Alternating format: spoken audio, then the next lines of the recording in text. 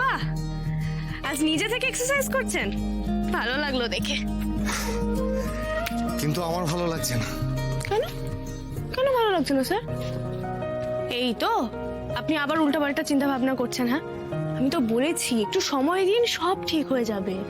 আপনি আবার নিজে না না ফাঁসি, আমি সেসব নিয়ে ভাবছি না। আমার মধুর জন্য চিন্তা হচ্ছে। মধুদের জন্য? হ্যাঁ।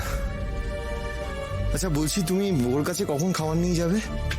খাবার তো রেডি হয়ে গেছে, এই আপনাকে জুসটা দিলাম, আপনার লাঞ্চটা তৈরি করে আমি বেরিয়ে যাব। ওকে, তুমি এক কাজ করো, তুমি তুমি খাবারটা নিয়ে ওর কাছে চলে যাও। আজকে লাঞ্চটা না হয় মা আমাকে করে দেবে। কেন বলুন তো?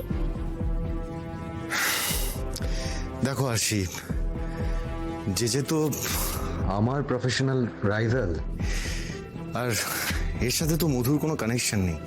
তাই আমি ওকে বলেছি, মানে মধুকে বলেছি এই কাজটা করুক, আমি ইনসিস্ট করেছি। তারপরেও কাল থেকে আমার মনটা কেমন খচখচ করছে। না মানে মধু বলছিল না যে এত বছর পর আবার কাজ শুরু করছে, ওর নিজেকে কেমন টেন্সড লাগছে।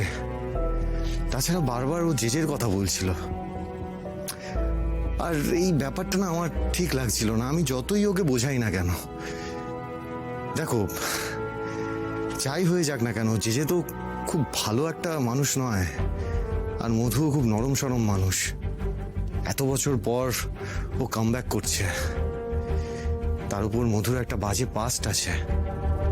এই সব কিছু ভেবে না আমার কেমন একটা লাগছে। আসি আমি রিস্ক নিতে পারছি না, তুমি এক্ষুনি চলে যাও ওর কাছে। ঠিক আছে স্যার, আপনি একদম চিন্তা করবেন না, আমি যাচ্ছি।